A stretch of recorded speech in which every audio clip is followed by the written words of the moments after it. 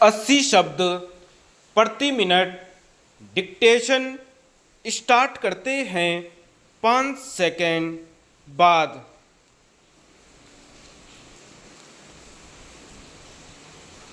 हमारे देश में पहली पंचवर्षीय योजना में और दूसरी पंचवर्षीय योजना में औद्योगिक विकास की ओर विशेष ध्यान रखा गया और बहुत सोच समझकर उसके लक्ष्य निर्धारित किए गए।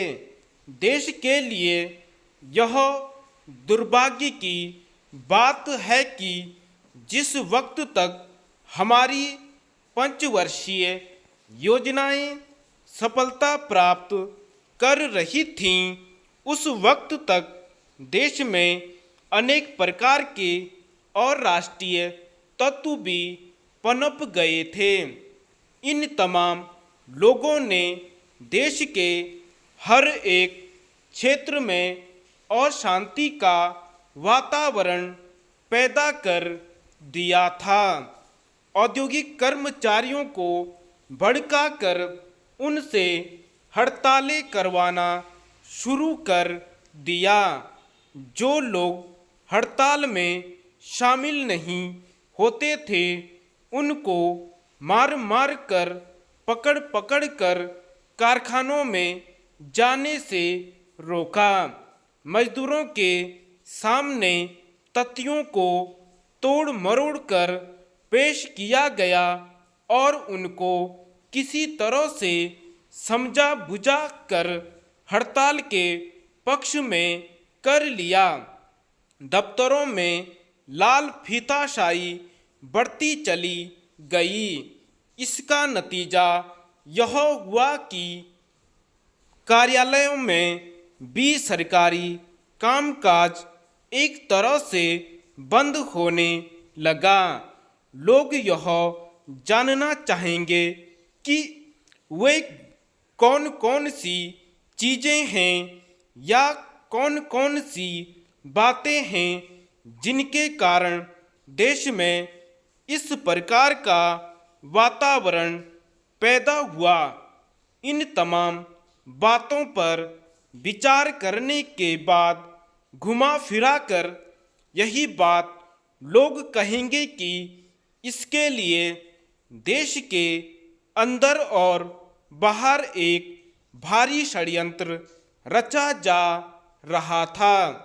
देश में प्रजातंत्र के नाम पर प्रजातंत्र के विरुद्ध जो वातावरण तैयार कर दिया गया था, उसके फलस्वरूप तृतीय पंचवर्षीय योजना काल में ही प्रगति की गति धीमी होने लगी थी।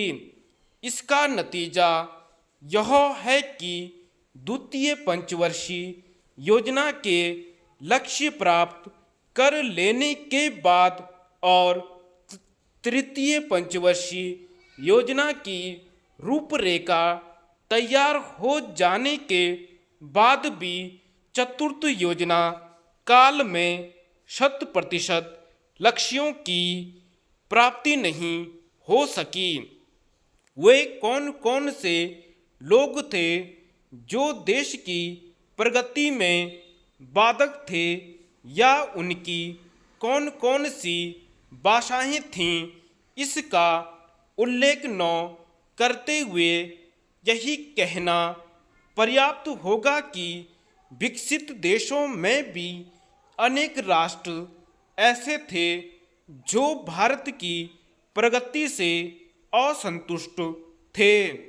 ऐसे देशों के नेता लोग विकसित और विकासशील राष्ट्रों के बीच किसी प्रकार के सहयोग से संतुष्ट न थे। अतः भारत सरकार ने देश की प्रगति में बाधक तत्वों को सबक सिखाने और देश की प्रगति के मार्ग पर अग्रसर करने के लिए देश में आपातकालीन स्थिति की घोषणा की। सरकार इस निश्चय पर पहुंची कि यह देश प्रगति कर सकता है, परंतु यह तब जब कि ऐसे असामाजिक तत्वों पर रोक लगाई जाए।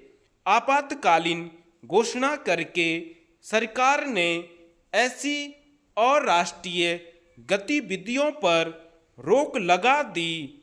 देश में जीवन के हर क्षेत्र में अपेक्षित प्रगति हो रही है। यह कहना न तो अतिशयोक्ति होगी, न ही छोटा मुंह बड़ी बात होगी।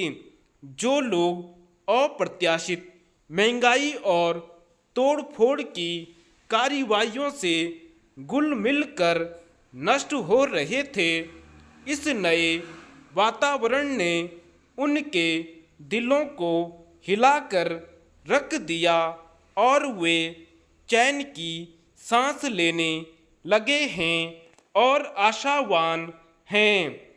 धन्यवाद।